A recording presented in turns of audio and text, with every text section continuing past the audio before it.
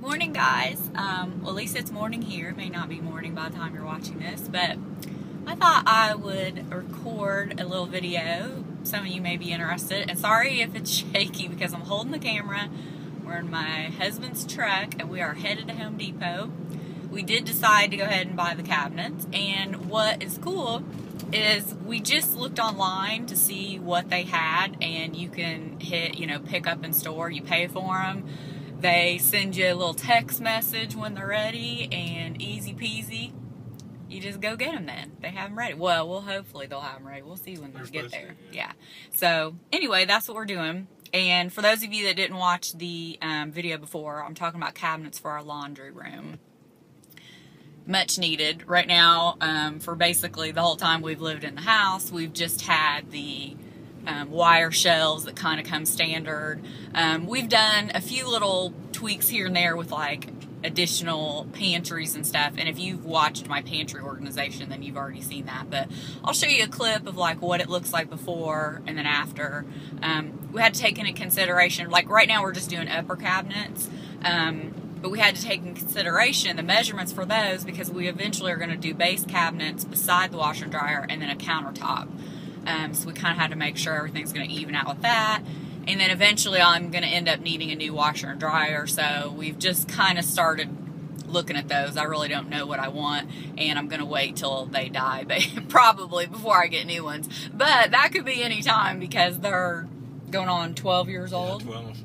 I think at the end of the year they'll be 12 years old. We got them as a housewarming present from my in-laws when we first moved to our house in Florida. So, it could be one of those any day now. But, it's just the two of us, so it's not like they get a ton of use and they still seem to run fine. And They've always been in air-conditioned rooms. Yeah, exactly. It's always been inside the house. I'm just not picky about that stuff, but I have to say, once you start looking at the new ones, they do look really pretty. So anyway, that is what is on the agenda today. So here they are sitting in the back of the truck. So this should be real fun trying to get them out. We were lucky enough somebody was out there and helped put them in the back of the truck. But they're only like 60 pounds a piece, so I think they shouldn't be too bad. Okay, easy peasy. They were in the garage. Like I said, not too heavy, especially when you got two of them. They're a little awkward because my arms aren't that long and they're 30 inches tall. So anyway, there they all are, sitting there in all their glory. A little tour of the garage. This is my car, and hubby parks it right there.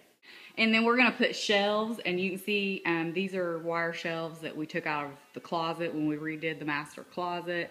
And these wire shelves will also get reused probably all along here. This is a nifty little thing to keep your bikes on, by the way. Anyway, this is a cool thing I was saying about keeping your bikes on. That's hubby's. This is mine. So we've already moved some things around. This used to be right beside the washer and dryer. These are the two pantries that we were talking about. So this is kind of a before, and this was the shelving.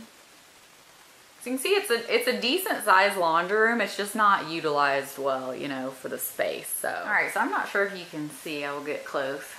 This is what you're left with all the holes from wire shelving that is put up. There are a ton of them. So the cabinets will cover most of them. The ones at the bottom, obviously, I'll have to fill. But we have, touch-up paint that the builder gives. And then my husband left this little section of them up because we already have a smaller section outside from, like I said, taking down the master bedroom closet shelving. So we'll just put that back up in its place and keep the two really long ones, and we'll reuse those in the garage. Okay, so next step, where we're at now, we moved the washer and dryer out of the way. We got one cabinet up. We took the cabinet doors off because it suggests to, and yeah, because you got to clamp them together. When we've done this before in the past, it's just easier if you put a big 2x4 up, or 2x8, whatever, to have the cabinet sit on, so that way you're not holding that initial one up for so long. It's got something to rest on. Plus that, if you level this, then you know it's going to be level. Of course, you want to keep checking if it's level. The hardest thing is probably finding the studs, even though from the previous shelving.